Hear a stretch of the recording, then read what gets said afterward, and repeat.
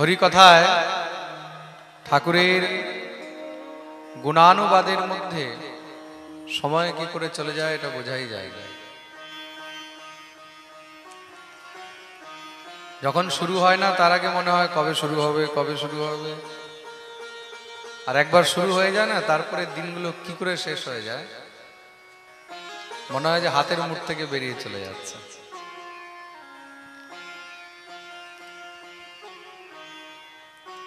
বিগত কাল আমরা ভগবানের বাল্যলীলা এবং শ্রী গিরিরাজ গোবর্ধন পূজন লীলা পর্যন্ত বর্ণন শ্রবণ করেছি। শ্রী গোবর্ধননাথ পাদযুগলম হেয়ঙ্গবীন প্রিয়ম নিত্যম শ্রী মথুরাধিপম সুখকরম শ্রী বিঠ্ঠলেশম মুদা। ভগবান শ্রী হরি এই পৃথিবীর মধ্যে গিরিরাজ পুজোর মাধ্যমে গিরিরাজ গোবর্ধনকে স্থাপিত করলেন, সংসারের মধ্যে তাকে প্রতিষ্ঠিত করলেন। গোবর্ধনের পূজা হয়েছে, এই খবর যখন দেবরাজ ইন্দ্রের কাছে গেছে, ইন্দ্র তখন কুপিত হয়ে গেল। নারাজ হো গয়ে হামারে ইন্দ্রজি, রুষ্ট হয়ে গেছে, কুপিত হয়ে গেছে। রুষ্ট হয়ে তখন সঙ্গে সঙ্গে দেবসভার মধ্যে গর্জনা করে নিজের দূত সম্বর্ষণ মেঘকে ডেকেছে, যাও গিয়ে সমস্ত ব্রজমণ্ডলের উপরে মেঘ আচ্ছাদিত করে দাও, এমন বৃষ্টি করব যে সমস্ত ব্রজমণ্ডল যেন ভেসে যায়। ব্রজবাসীরাও তো দেখুক যে ইন্দ্রের পূজা ছেড়ে সেই পাহাড় পর্বতের পুজো করলে কি হয়, ওই পাহাড় ওদেরকে বাঁচাতে আসবে। দেখি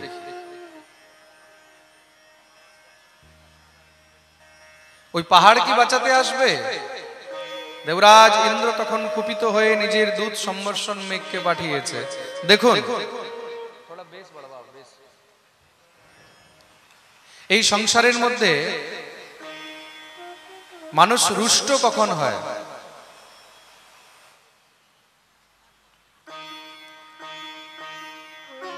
অসন্তুষ্ট কখন হয়, নারাজ কখন হয়?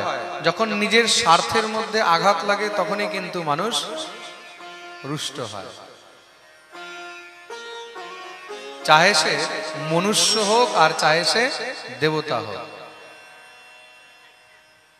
যতক্ষণ পর্যন্ত স্বার্থ সিদ্ধ হচ্ছে, মানে নিজের মন মতন কথা হচ্ছে, নিজের মন মতন কাজ হচ্ছে, ততক্ষণ সবকিছু ঠিক আছে। আর যখনই স্বার্থের মধ্যে কোনো চোট লাগবে, স্বার্থের মধ্যে যখন কিছু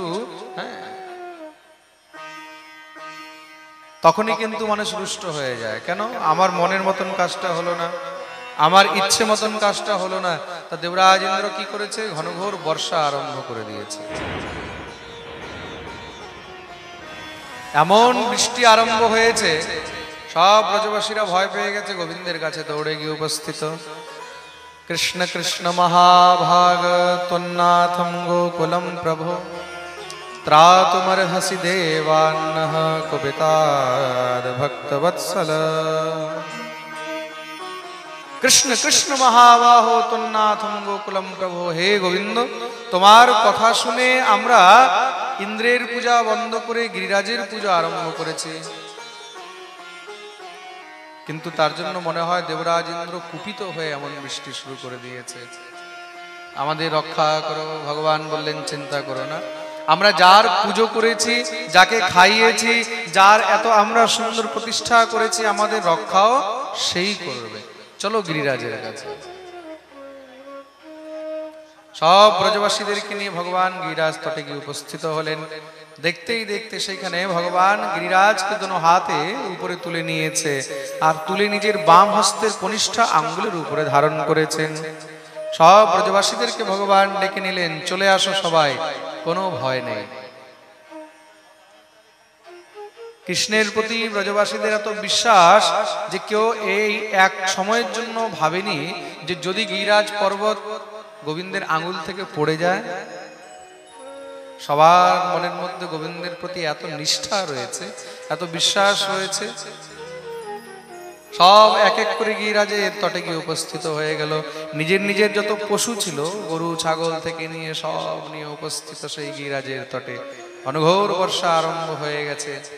শিলাবর্ষণে পাতেন হন্যমানমচেতনম নিরীক্ষ ভগবান মেনে কুপিতেন্দ্রকৃতম হরি। ভগবানেরও কিন্তু রাগ উঠেছে ইন্দ্রের উপরে। তাই ভগবান কি করেছেন, ভগবান একবার উপরের দিকে তাকায় ইন্দ্রের দিকে, একবার নিচের দিকে তাকায়। তার জন্য দেখবেন শ্রী গোবর্ধন নাথ ঠাকুর মানে শ্রীনাথজি, যিনি বর্তমানে নাথদ্বারায় রয়েছে, সেখানে ভগবানের চোখগুলো কিন্তু উপরের দিকে টানা। গোবর্ধনকে যিনি ধারণ করেছেন সেই গোবর্ধনধারী শ্রীনাথজির চোখগুলো দেখবে উপরের দিকে টানা, উপরের দিকে তাকাচ্ছে। কেন? ইন্দ্রের দিকে তাকিয়ে রয়েছে। কুপিতেন্দ্র কৃতম হরিহি। ভগবান গিরিকে ধারণ করলেন, নাম হলেন গিরিধারী। বলিয়ে গিরিধারী ভগবান কি। সব ব্রজবাসীরা গোবিন্দের স্মরণে রয়েছে। দেখতে দেখতে দিনের উপরে দিন পেরোচ্ছে। একদিন, 2 দিন, 3 দিন, 4 দিন হয়ে গেল। ব্রজবাসীরা বলছে, কানাই তুই ক্লান্ত হয়ে গেছিস, একটু কাজ কর, কিছু সময় তুই বিশ্রাম করে নে। ভগবান বললেন, তাহলে গিরিরাজকে ধারণ করবে? বেটা আওয়াজ जो है ना मुझको सुनाई नहीं दे रहा है, मीट खोल।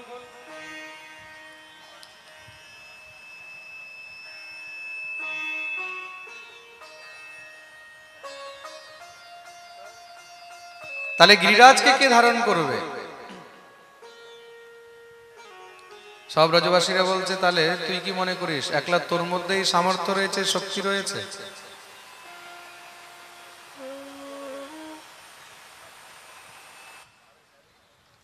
একলা তোর মধ্যেই সামর্থ্য রয়েছে? তুই কি একাই ঘি মাখন খেয়েছিস? আমরাও খেয়েছি।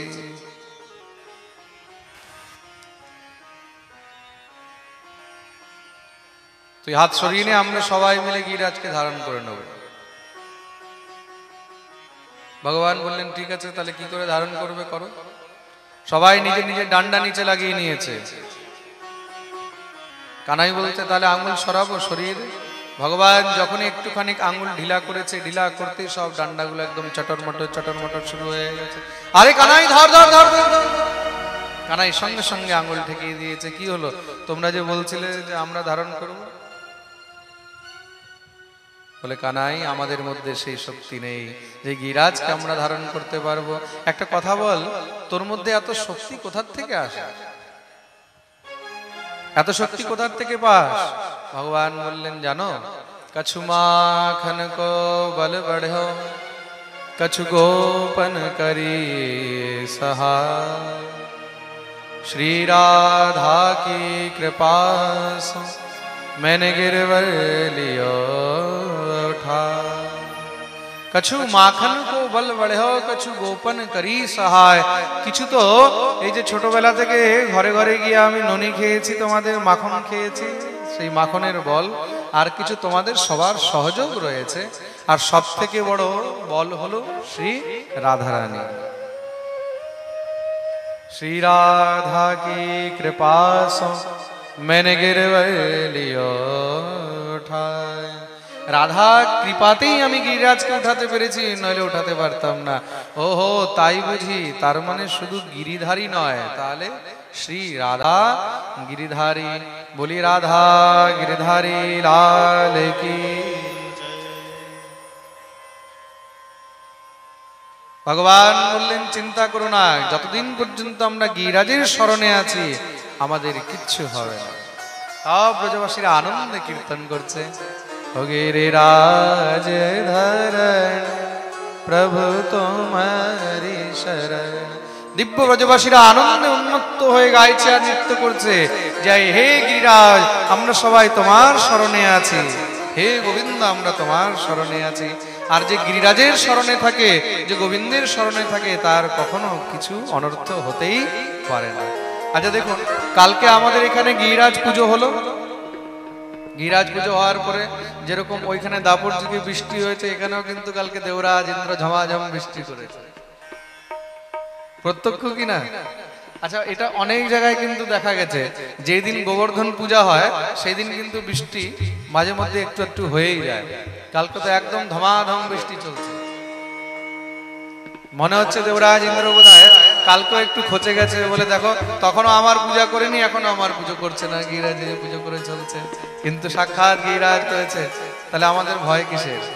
সব ভাব সে গাই हो गिरिराज धरण प्रभु तुम्हारी शरण, गिरिराज धरण प्रभु तुम्हारी शरण, प्रभु तुम्हारी शरण, हरि तुम्हारी शरण, प्रभु तुम्हारी शरण, प्रभु तुम्हारी शरण, प्रभु तुम्हारी शरण, हरि तुम्हारी शरण, तुम्हारी शरण, प्रभु तुम्हारी शरण, गिरिराज धरण प्रभु तुम्हारी शरण, गिरिराज धरण प्रभु तुम्हारी शरण। हरि बोल।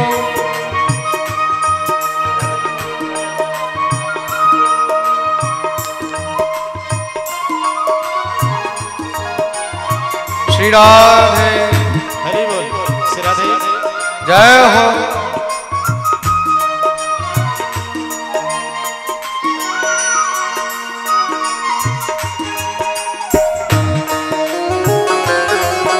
बोलिए गिरिराज महाराज की।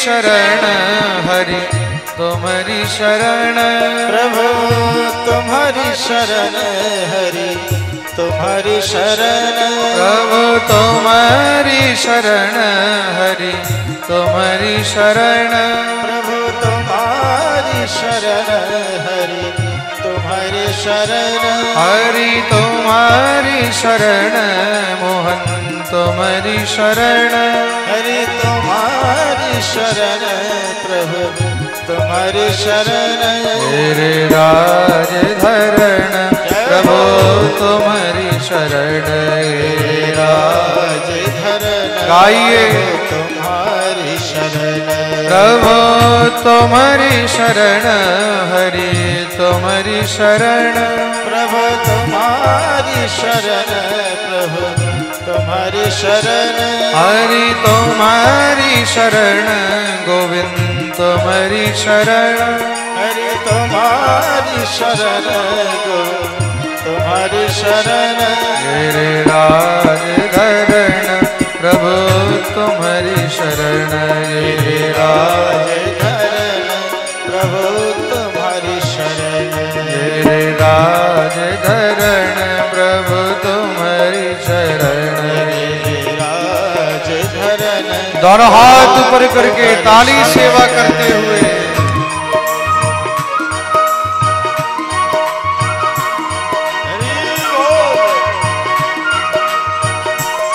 बोलिए गिरिराज महाराज की।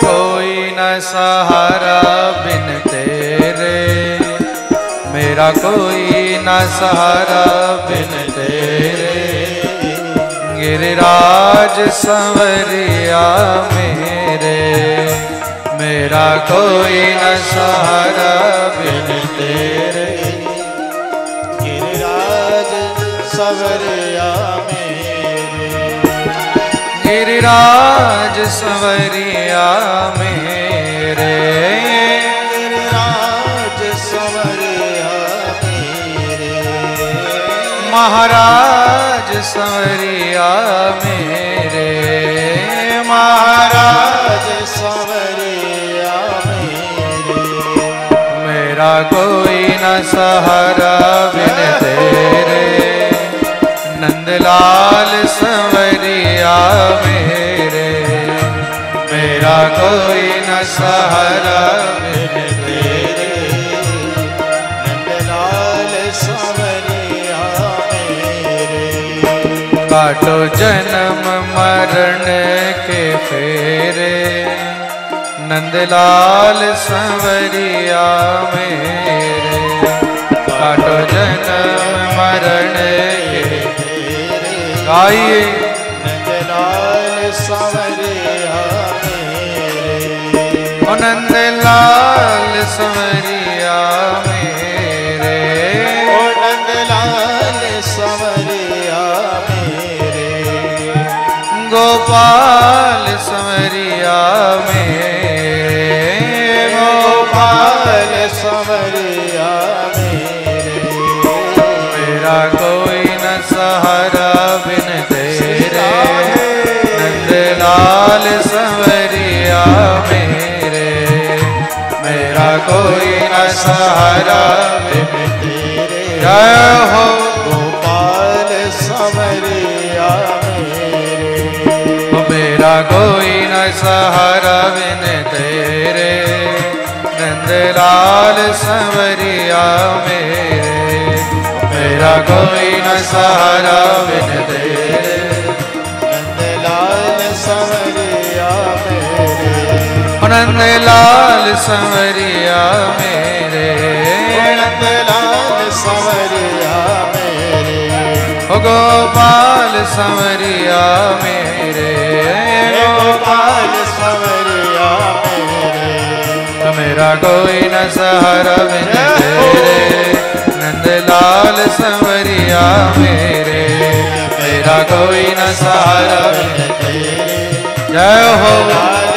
सवरिया मेरे मेरा कोई न सहारा बिन तेरे गिरिराज संवरिया मेरे मेरा कोई न सहारा बिन तेरे गिरिराज सवरिया मेरे गिरिराज संवरिया मेरे गिरिराज सवरिया ओ महाराज संवरिया मेरे महाराज सवरिया मेरे ब्रजराज संवरिया मेरे गिरिराज संवरिया मेरे नंदलाल संवरिया मेरे गिरिराज संवरिया मेरे गिरिराज संवरिया मेरे गिरिराज संवरिया गिरिराज संवरिया मेरे गिरिराज संवरिया मेरे गिरिराज संवरिया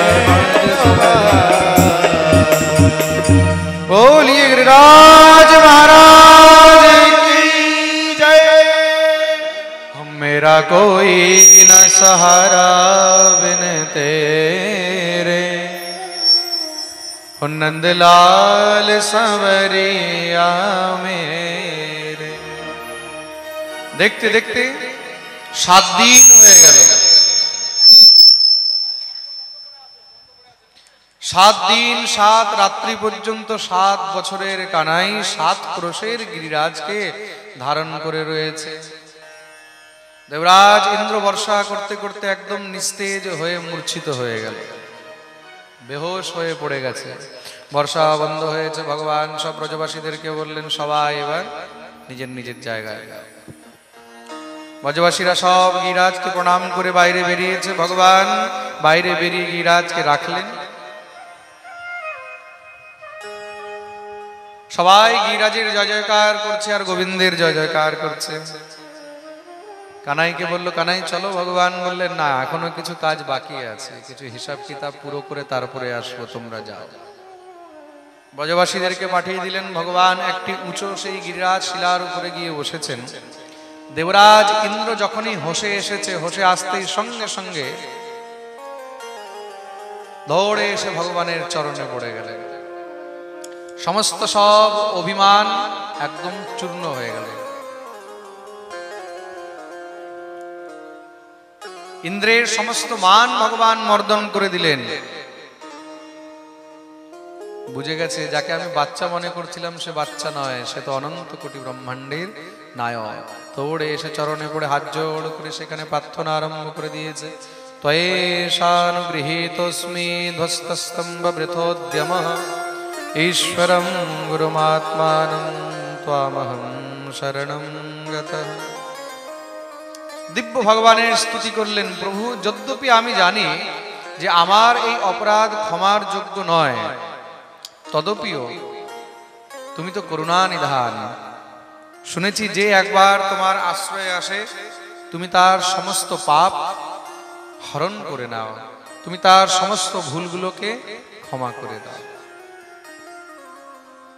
ভগবান বলেছেন না, অনন্যাশ্চিন্তয়ন্তো মাম ইয়ে জনা পর্যুপাসতে তেষাম নিত্যাভিযুক্তানাম যোগক্ষেমম বহাম্যহম। গীতায় বলছেন না। প্রভু, আমি ক্ষমা প্রার্থী, আমি প্রায়শ্চিত করতে চাই। ভগবান হলেন শরণাগত বৎসল। ইন্দ্র শরণে এসেছে, ভগবান ক্ষমা করলেন। কিন্তু ভগবান সাবধান করেছে, জানো, যদ্যপি তোমার এই অপরাধ ক্ষমার যোগ্য নয়, তাও তোমাকে ক্ষমা করছি। কেন? শুধু একমাত্র এই কারণে, কেন কি এই অপরাধের মধ্যে তুমি একটি অনেক ভালো কাজ করেছো। কি?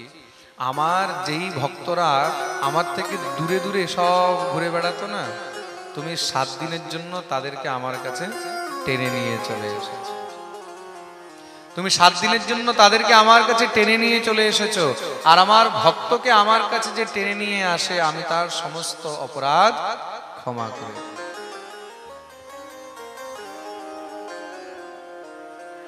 দেবরাজ ইন্দ্র বললেন, প্রভু, তাহলে আমি আপনার অভিষেক করতে চাই।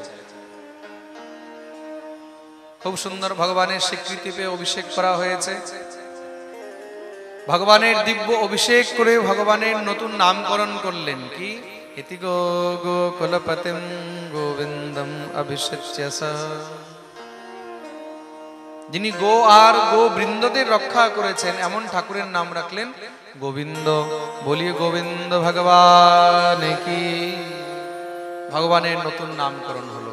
আর আজও গিরিরাজ তটে সেই গোবিন্দ দেবের মন্দির এখনো বিরাজমান রয়েছে। আর সেই ভগবান গোবিন্দকে যেখানে স্নান করা হয়েছে, সেই স্নানের জল এখনো গোবিন্দ কুণ্ড নামক জায়গায় বিরাজিত রয়েছে। আপনারা যখন গিরিরাজ তটে যাবেন, তখন সেখানে গিয়ে সেই গোবিন্দ কুণ্ডের দর্শন অবশ্যই করবেন, গোবিন্দ কুণ্ডের জল অবশ্যই স্পর্শ করিবে। দেবরাজ ইন্দ্রকে ভগবান ক্ষমা করে তার অভিমান মর্দন করে ছেড়ে দিলেন। শ্রী শুকদেব প্রভু এই প্রকার গিরিরাজ গোবর্ধন ধারণের লীলাবর্ণন শ্রবণ করিয়েছে। বলিয়ে গিরিরাজ মহারাজ কি। একদিন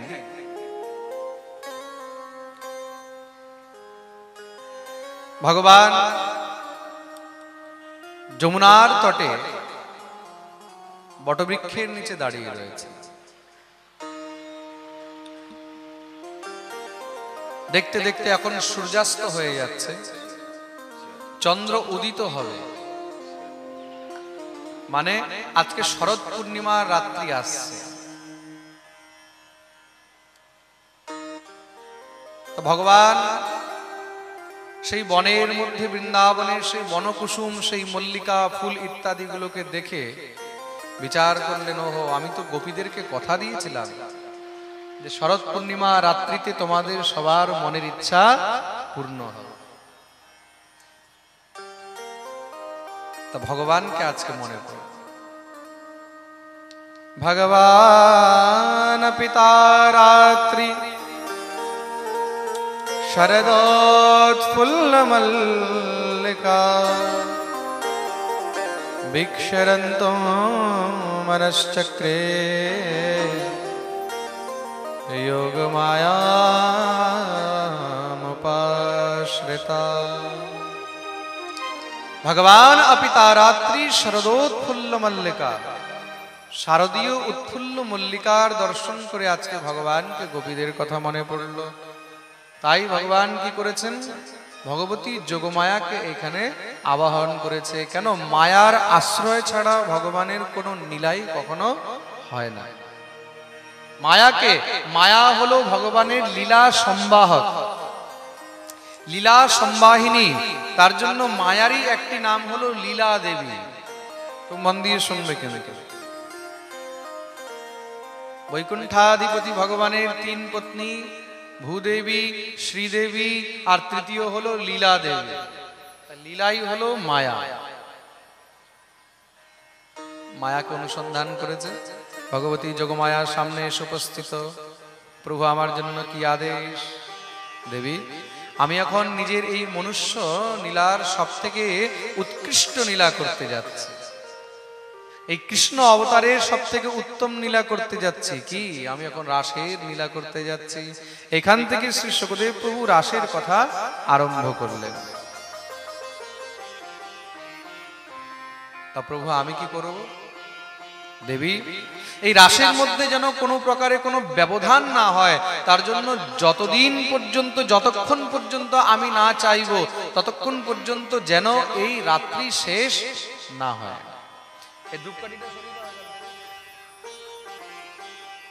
ততক্ষণ পর্যন্ত যেন এই রাত্রি শেষ না হয়, এই রাত্রির বিস্তার করে দাও। অপিতা রাত্রি, বিশেষ রাত্রি বানিয়ে দাও। যোগমায়া বললেন, যো আজ্ঞা প্রভু, তাই হবে। ভগবান এবার বিচার করলেন যে সমস্ত গোপীদেরকে কিভাবে ডাকা যায়। সেই চন্দ্রমাকে অবলোকন করে ভগবান তখন প্রেমের সম্বাহক নিজের সেই বংশীর দিব্যধ্বনি করলেন।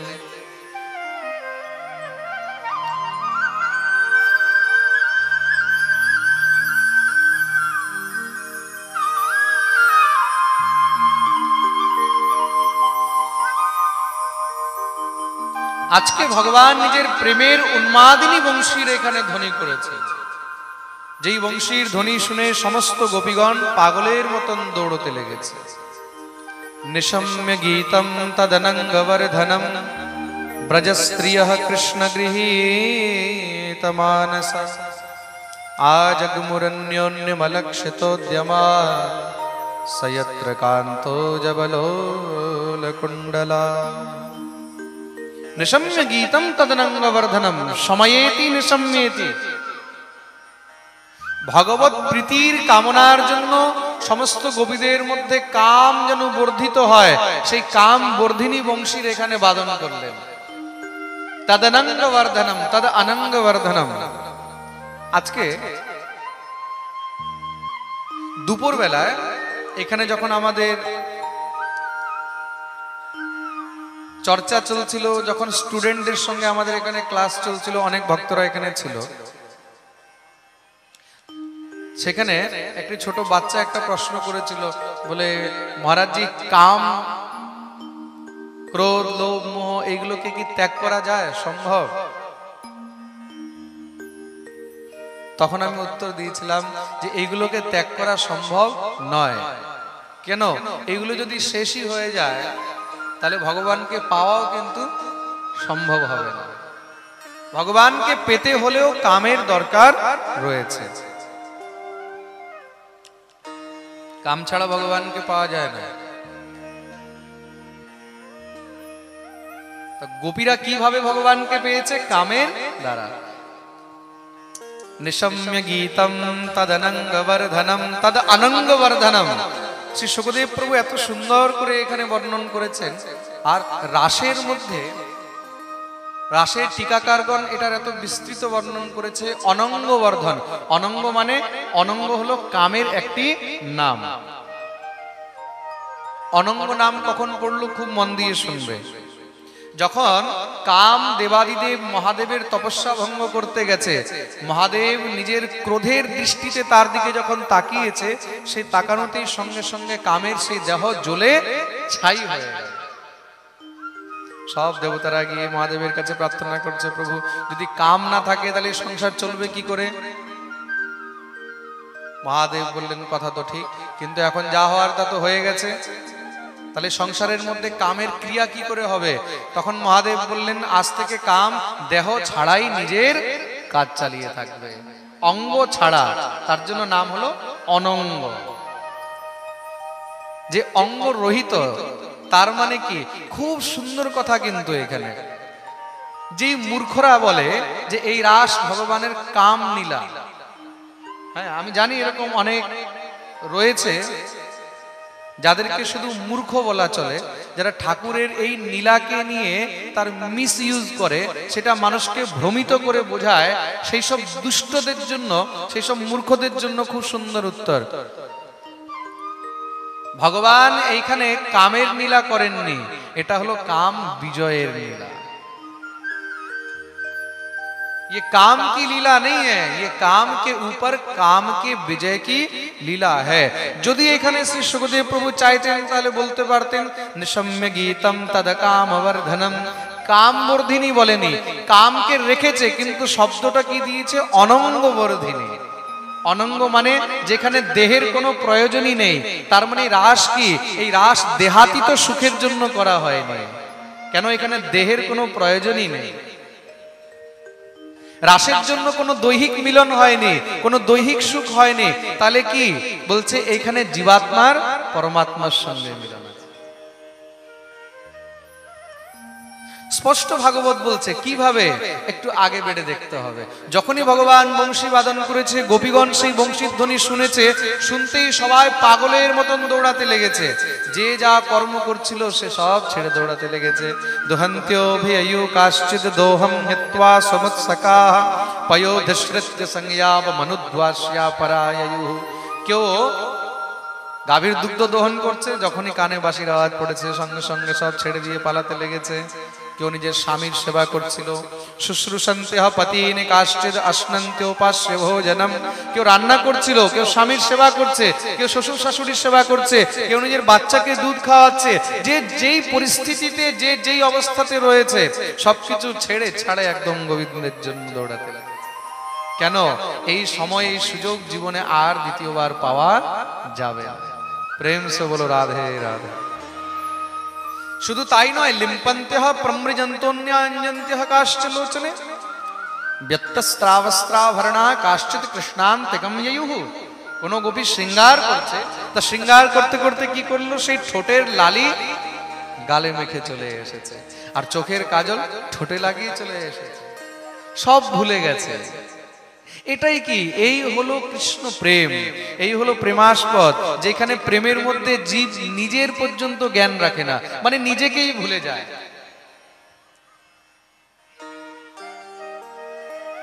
প্রেম তখনই সার্থক যখন জীব সেই প্রেমের মধ্যে নিজের আত্মজ্ঞানকেই ভুলে যায়।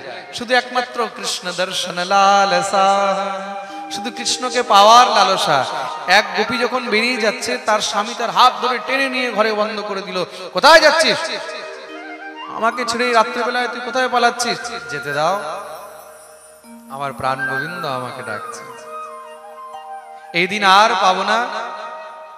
আমার স্ত্রী, আমার সঙ্গে বিবাহ করেছিস, আর আমাকে ছেড়ে ওই নন্দের ছোড়ার কাছে যাবি? দেখো দেখো, তার সঙ্গে সম্বন্ধ এই দেহের নয়। আচ্ছা, দেহের যদি সম্বন্ধ না হয় তাহলে দেহ ছাড়া তার কাছে যেতে পারবি? এই সম্বন্ধ দেহেরই হয়। ওহো, তাই নাকি? তার জন্যই তুমি আমাকে এখানে বেঁধে রেখেছো দেহের সম্বন্ধ বলে। এই দেহের সম্বন্ধ তোমার সঙ্গে রয়েছে, কিন্তু সে গোবিন্দের সঙ্গে দেহের সম্বন্ধ নেই। তাহলে তার সঙ্গে কিসের সম্বন্ধ? দেহাতীত সম্বন্ধ। তার সঙ্গে আত্মার সম্বন্ধ, মনের সম্বন্ধ। আজ যদি তুমি আমাকে না যেতে দাও, তাহলে আমি আর কোনোদিন গোবিন্দের দর্শন পাবো না। আচ্ছা, যদি এতই আত্মার সম্বন্ধ হয়, তাহলে দেহকে ত্যাগ করে চলে যা। বাহ বাহ বাহ, কি সুন্দর কথা বলেছো তুমি।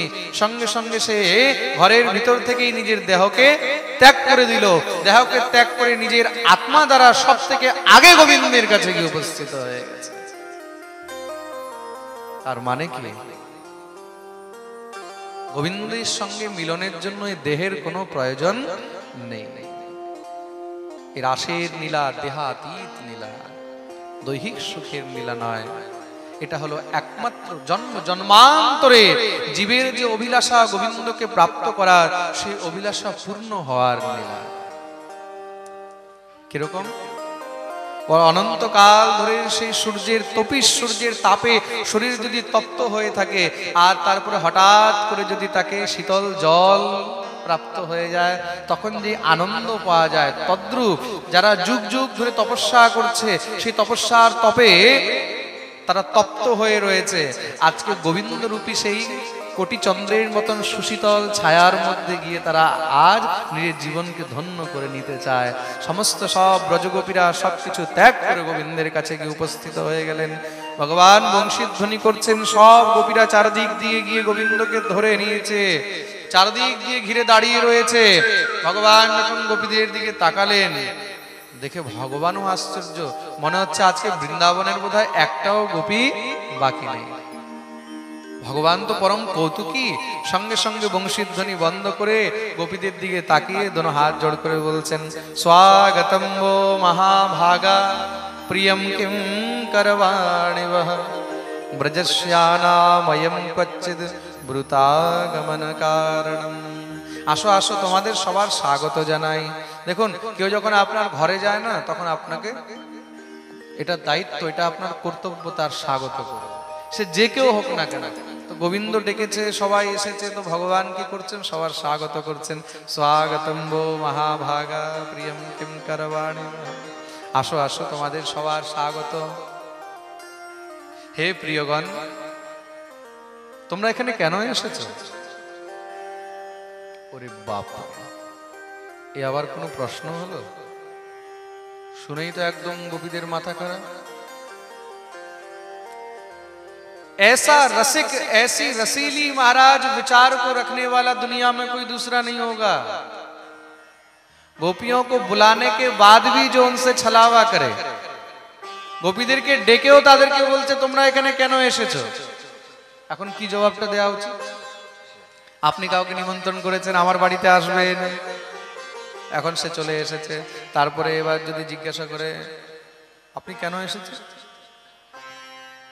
তখন কি মনে হবে? মনে হবে হয়তো নিজের মাথাটা ফাটিয়ে দিই, আর নয়তো এর মাথাটা ফাটিয়ে দিই। প্রেম সে বলো রাধে রাধে। হ্যাঁ, কিন্তু আমাদের গোবিন্দ তো রসিকেন্দ্র শেখর, এমন রসিক। গোপীরা বলছে তুমি কি জানো না আমরা কেন এসেছি? আমি কি করে জানবো তোমরা কেন এসেছো? আমি কি করে জানবো? ও আচ্ছা আচ্ছা আচ্ছা, রজন্যেষা ঘোর রূপা ঘোর সত্ব নিষেবিতা প্রতিয়াত ব্রজম নেহস্থেয়ম স্ত্রীভি সুমধ্যমা। এই ঘোর রাত্রিতে, ঘোর জঙ্গলের মধ্যে তোমরা বোধহয় ভুলে চলে এসেছো। গোপীরা বলছে আমরা ভুলে আসিনি, আমরা জেনে বুঝে এসেছি। জেনে বুঝে এসেছো? ও, তাহলে তো ঠিক করনি। কেন? স্ত্রী জাতিকে রাত্রিবেলায় অন্ধকারে একান্ত স্থানের মধ্যে ঘোরাঘুরি করা উচিত নয়।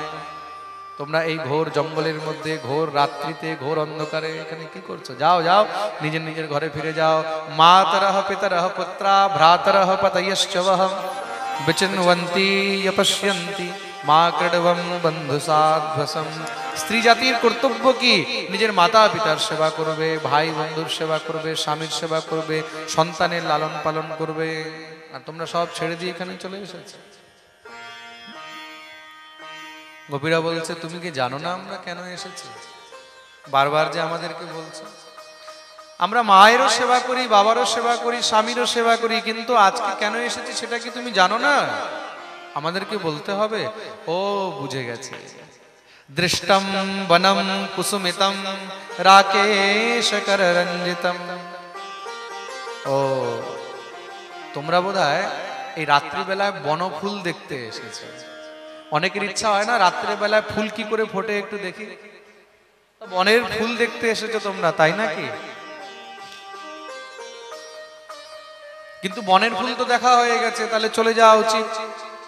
ও এবার বুঝেছি, রাকেশ কররঞ্জিতম, শরৎ পূর্ণিমা রাত্রি, এত সুন্দর চাঁদ উঠেছে, তোমরা বোধহয় সেই চাঁদকে দেখতে এসেছো। রাকেশ, চাঁদের একটি নাম হলো রাকেশ, তোমরা বোধহয় রাকেশকে দেখতে এসেছো। রাকেশ কররঞ্জিতম, কিন্তু চাঁদ তো ঘরে বসেও দেখা যায়, তাহলে জঙ্গলে কিসের জন্য?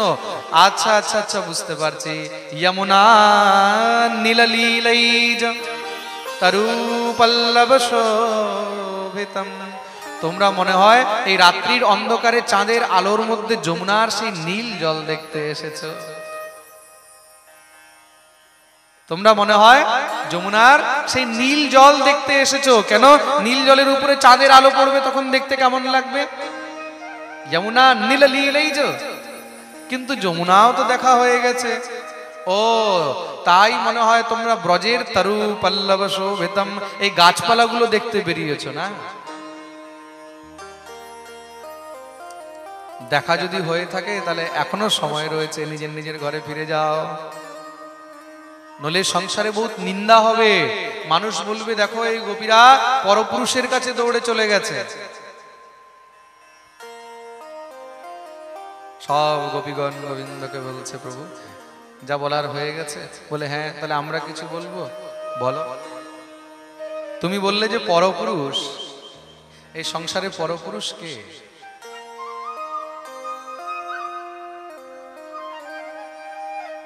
তোমার একটি নাম তো হলো আত্মারাম। আত্মা রামস্য মনয়ো নির্গ্রন্থায় প্যরক্রমৈঃ, ভগবানের একটি নাম কি? আত্মারাম। তা আত্মারামের অর্থ কি? আত্মানাম আত্মবিদ রময়তি ইতি আত্মা রামঃ, যে আত্মার সঙ্গে মানে এই সংসারের প্রত্যেকটি জীবাত্মার সঙ্গে যিনি রমণ করে তিনি হলেন আত্মা রময়তি ইতি রমণঃ, আত্মাবিদ রমতি, আত্মা সহ রময়তি, যে আত্মার সঙ্গে রমণ করে তিনি হলেন একমাত্র আত্মারাম। তো ভগবান আপনি তো স্বয়ং আত্মারাম, তা যিনি আত্মারাম হয়ে প্রত্যেক জীবের অন্তরে ঢুকে রমণ করছে, তা সেই তত্ত্ব অন্তরে ঢুকে রমণ করুক, বাইরে থেকে রমণ করুক, তার মধ্যে কোনো দোষ নেই। যেরকম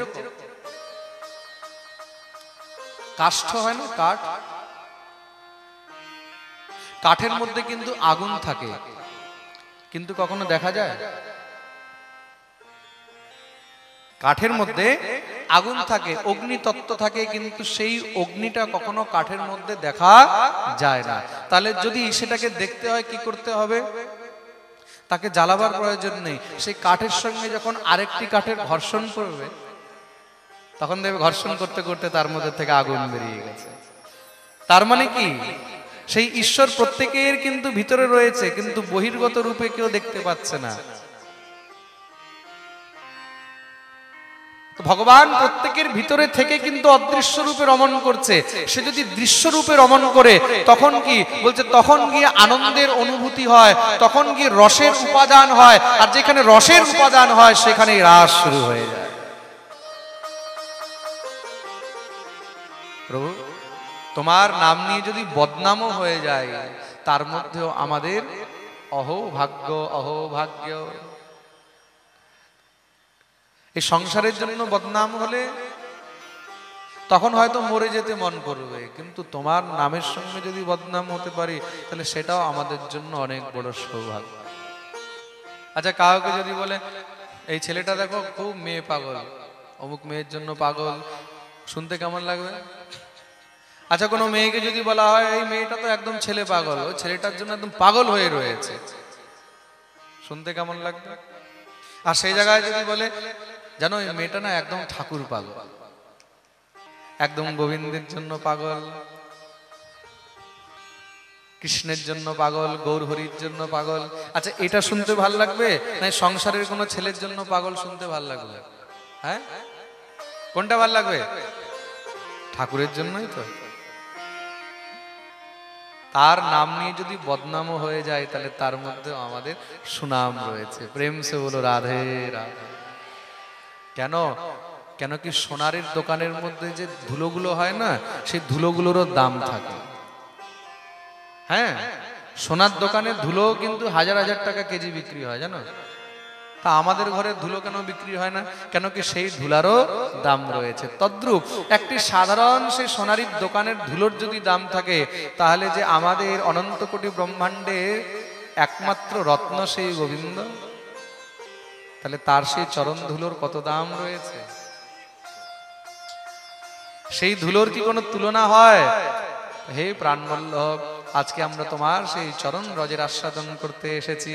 ভগবান এখানে গোপীদের পরীক্ষা নিচ্ছিলেন, কিন্তু দেখলো সব গোপীরা পাস হয়ে গেছে। দেখুন, রাসের মধ্যে অত সহজে কিন্তু কারোর প্রবেশ হয় না। কেন? রাস কি? রসের সাগর। রস সেইখানেই দেয়া যাবে যেখানে পাত্র একদম নিখুঁত রয়েছে। যেই পাত্রের মধ্যে কোনো খুঁত রয়েছে, ফাটল রয়েছে, কোনো ফুটো রয়েছে, সেখানে তুমি যতই রস দেবে সব গড়িয়ে বেরিয়ে যাবে। তার মানে রাসের আনন্দ হবে না। ভগবান দিব্য গোপীদের সঙ্গে রাস আরম্ভ করলেন।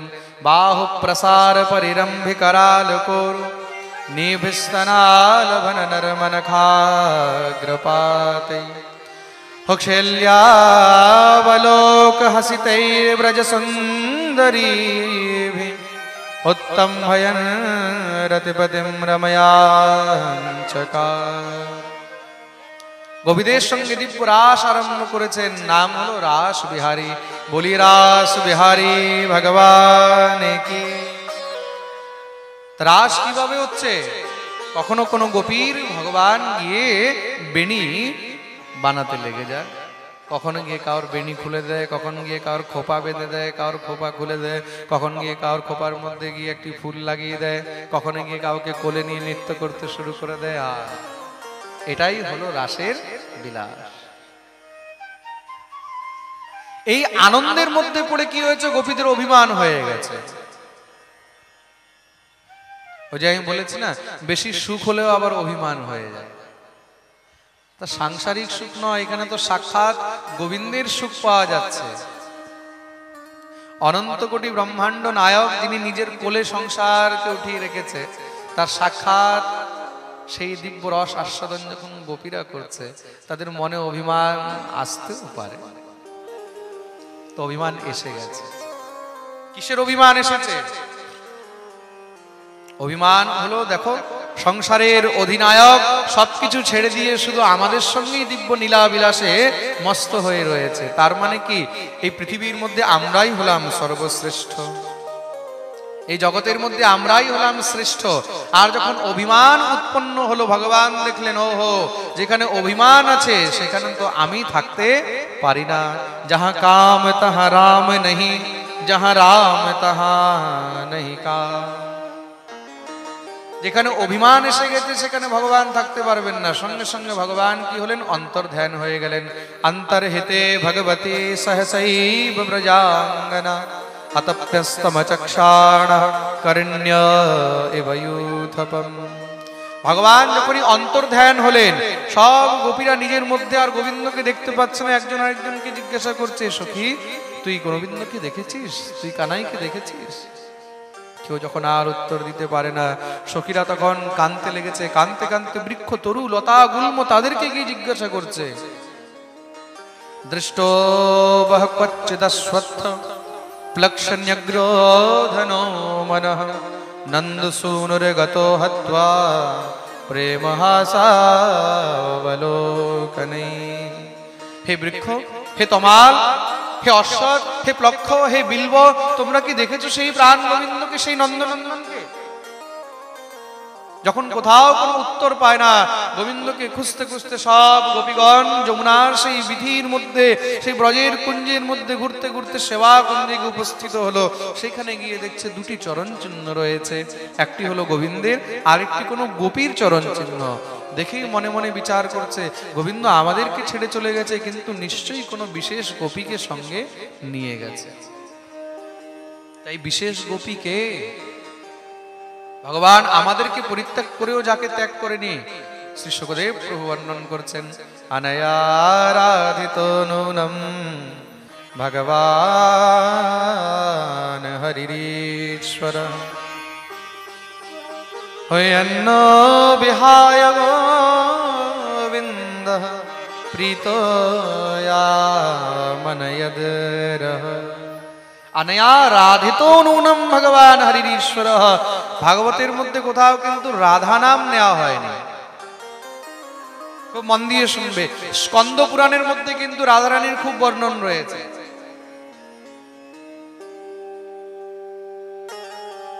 স্কন্দ পুরাণের মধ্যে রাধারানীর খুব বর্ণন রয়েছে, ব্রহ্ম বৈবর্ত পুরাণে রাধারানীর খুব বর্ণন রয়েছে, কিন্তু ভাগবতের মধ্যে রাধারানীর কোনো বর্ণন নেই।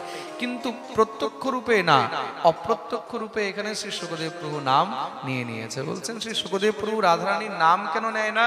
কেন? কেন কি শ্রী রাধারানী হলেন শুকদেবের গুরু, আর গুরুদেবের নাম এই মুখ থেকে অত সহজে নেওয়া উচিত নয়। রাধা নাম কি? বলছে রাধা নাম হলো ভাবযুক্ত, রাধা ভাব সমায়ুক্তম। রাধা নাম নিলেই শ্রী শুকদেব প্রভু ভাবে একদম গলে যাবে, আর যদি ভাবে গলে যায় তাহলে এখানে আর ভাগবত পাঠ করতে পারবেন না। তার জন্য কি বলছেন, সেই গোপীকে অনয়া রাধিত নূনম ভগবান হরিരീশ্বর, সে অন্য কেউ নয়, যে অনন্ত কোটি ব্রহ্মাণ্ডের নায়ক শ্রী হরির অধিনায়িকা, যিনি তার আরাধিকা।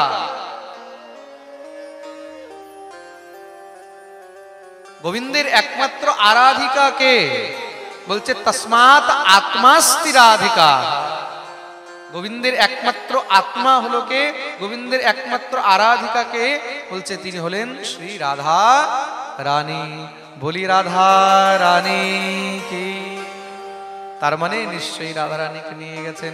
সেই চরণ চিহ্ন দেখতে দেখতে সেই সেবাকুঞ্জের নিকুঞ্জের মধ্যে যখন প্রবিষ্ট হয়েছে, সেই নিকুঞ্জ বনের মধ্যে গিয়ে দেখছে রাধা রানী সেখানে বসে কাঁদছে।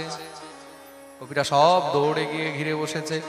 হে প্রিয়াজু, শ্যামসুন্দর আমাদেরকে ছেড়ে দিয়ে তোমাকে সঙ্গে নিয়ে এসেছিল, কিন্তু তোমাকেও ছেড়ে চলে গেল কেন? শ্রী প্রিয়াজি বলছেন, জানো তোমাদেরকে কেন ছেড়েছে? কেন কি তোমাদের মনের মধ্যে অভিমান হয়ে গেছিল। হেত্বা গোপীহি কাময়ানা মামসৌ ভজতে প্রিয়ঃ। তোমাদের মনে অভিমান হয়ে গেছিল বলে তোমাদেরকে ত্যাগ করেছে, কিন্তু তোমাদেরকে ত্যাগ করে যখন আমাকে নিয়ে এসেছে না, আস্তে আস্তে আমার মনেও অভিমান হয়ে গেল।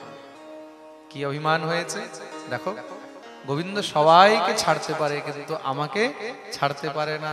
তার মানে কি? তার মানে আমি হলাম একমাত্র সংসারের সর্বশ্রেষ্ঠ। বাস, এই যে অভিমান হয়েছে না, এই অভিমানের বশেই শ্রী রাধারানী কি করলেন? গোবিন্দকে বলছে, কানাই আমি আর চলতে পারছি না। না পারে হাম চলিতম নয়মামি যত্রতে মনঃ।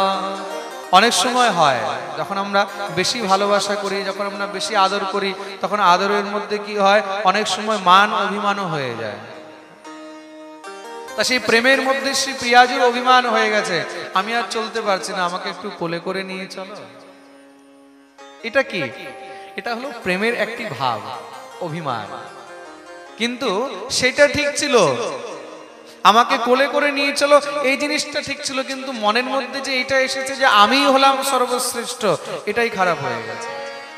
এই সংসারের মধ্যে নিজেকে শ্রেষ্ঠ বলা খারাপ নয়, সবাই স্বতন্ত্র রয়েছে নিজেকে শ্রেষ্ঠ বলতে, যে আমি শ্রেষ্ঠ, আমি ভালো, খুব বলো যে আমি ভালো, কিন্তু এটা বলার কারোর অধিকার নেই যে শুধু আমি ভালো। আই এম বেস্ট এটা বলা যায়, কিন্তু only I am the best, this is not fair. You can't say only I am the best. তুমি ভালো হতে পারো, তুমি শ্রেষ্ঠ হতে পারো, কিন্তু শুধু তুমি শ্রেষ্ঠ সেটা কখনো হতে পারে না। ভগবান এখানে তার জন্য রাধারানীকেও মনে হয় যে এখানে দেখাতে চেয়েছে যে সংসারের মধ্যে অভিমান আমি কাউর সহ্য করি না। শ্রী রাধারানীকে বললেন, ঠিক আছে তুমি আমার পিঠে চাপো, एव मुक्तः प्रियामाह स्कंधम आरुह्यतामिति। আর যখনই আমি গোবিন্দের পিঠে উঠতে গেছি সঙ্গে সঙ্গে সে অন্তর্ধান হয়ে গেছে আর আমাকেও ছেড়ে চলে গেছে। আর তখন থেকেই আমি তার জন্য কাঁদছি।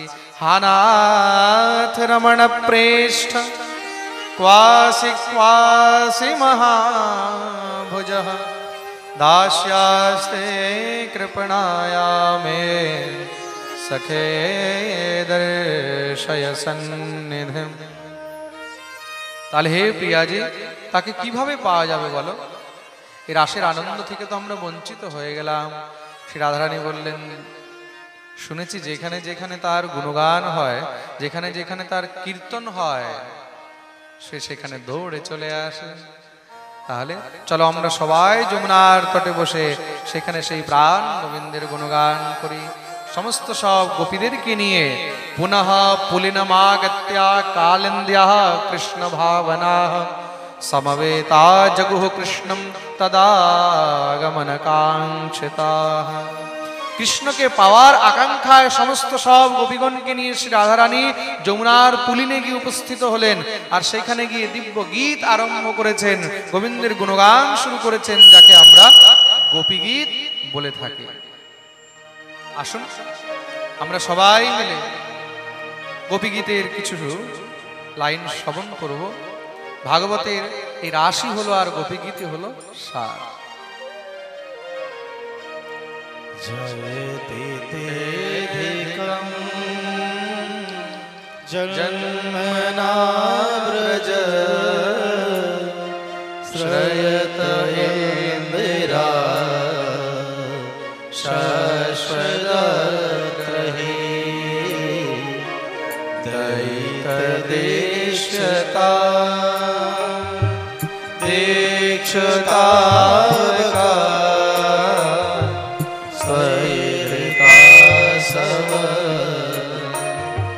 स्वामी चिन्वते शरदाश्रये साधु जात सरसिजोदर श्रीमुषदृशा सुरतनाथ ते अशुल्क दाशिका वरदने तो नेह किं वद विषजलाप्यया व्याल राक्षसा वर्ष मारुता